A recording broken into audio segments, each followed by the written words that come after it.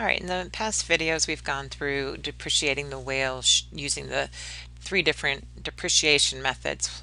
Well, I'm going to go back to using straight line here, and in this video we're going to learn about the recording of the sale of the long-term asset. In other words, the sale of the whale. So if you recall from the earlier video, we had $630,000 as the cost of the whale. That was all the cost to get the whale in place and ready to use. The $10,000 here is the salvage value, also called residual value. That's the amount that they expect to get from the whale when they're done using it. And they expected to use it for 10 years. So with straight line we calculated $62,000 a year.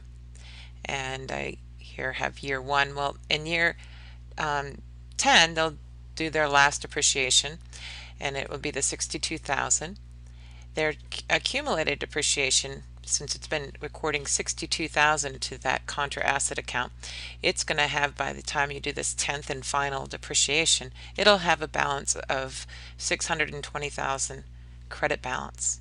So the book value at the end of its life is $10,000, and that was the expected salvage value, because you don't ever want to depreciate your book value below its salvage value. So now let's say the very next day they sell the whale for $14,000. So how do you record the sale of the whale?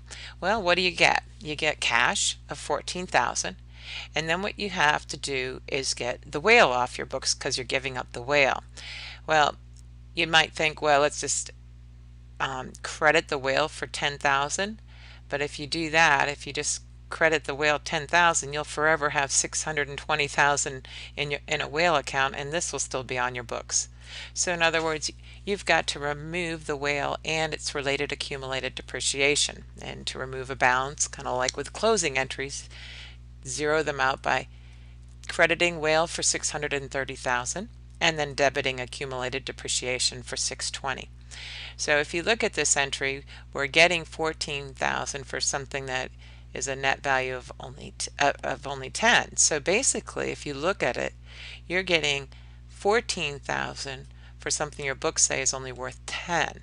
So we're basically recording an entry. We're debiting cash, debiting accumulated depreciation, and crediting whale for less. So we are short on the credit side, and the credit is a gain.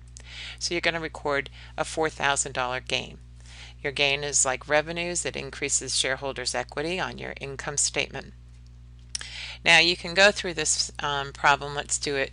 Let's assume we didn't get 14,000. Let's assume we get, let's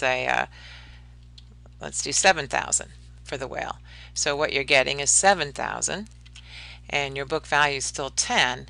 So in this case, we wouldn't have a gain. We'd actually have a loss because we're only getting 7,000 for an amount that's on our books at 10. So we would debit, and it would be a loss, not a gain, because losses are, so I'm going to even erase this, it would be a different account. So you'd be debiting your loss for $3,000. And that decreases shareholders' equity because debits reduce shareholders' equity.